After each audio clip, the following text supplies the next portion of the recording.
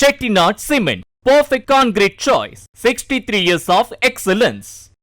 நாகை மாவட்டம் கீழ்வேளூர், திருமருகல், திட்டச்சேரி, நாகூர் உள்ளிட்ட பகுதிகளில் இரவில் பனிப்பொழிவு காணப்பட்ட நிலையில் காலை முதல் பரவலாக மழை பெய்து வருகிறது. இது பற்றிய விவரங்களை உடைய செய்தியாளர் லெனின் வழங்க நாம் கேட்கலாம். லெனின், தற்போதைய நிலை என்னங்க? வணக்கம் சியாம்.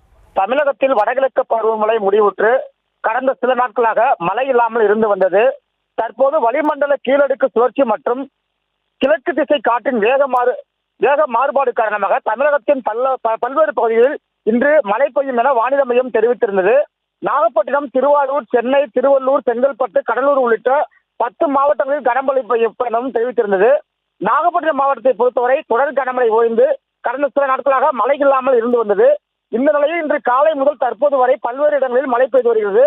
குறிப்பாக தேவூர், காக்கலணி, செருநல்லூர், கொட்டமங்கலம், குறுக்கத்தி, ஆலியூர், சிக்கல், வெண்மணி, அணக்குடி உள்ளிட்ட சுற்றுவட்டார பகுதியில் கனமழையாகவும், திருமருகல், நாகூர், நாகை, வேளாங்கண்ணி, கீழையூர், திருப்பூண்டி, திருக்கோளை, வடிவலம் உள்ளிட்ட சுற்றுவட்டார பகுதியில் மிதமான மழையும் பெய்து வருகிறது. தற்போது மார்கழி மாதம் தொடங்கியுள்ள நிலையில் இரவு மற்றும் அதிகாலையில் பனிப்பொழிவும் தொடங்கியுள்ள நிலையில் தற்போது பெய்து வரும் கனமழையால் குளிர்ச்சியான சூழ்நிலை நிலவி வருகிறது.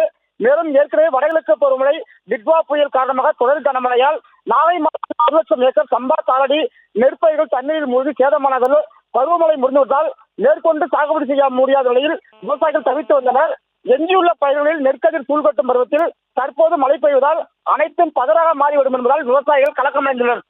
சியாம், விரிவான விவரங்களுக்கு நன்றி Lenin. Chettinad Cement, perfect concrete choice. 63 years of excellence.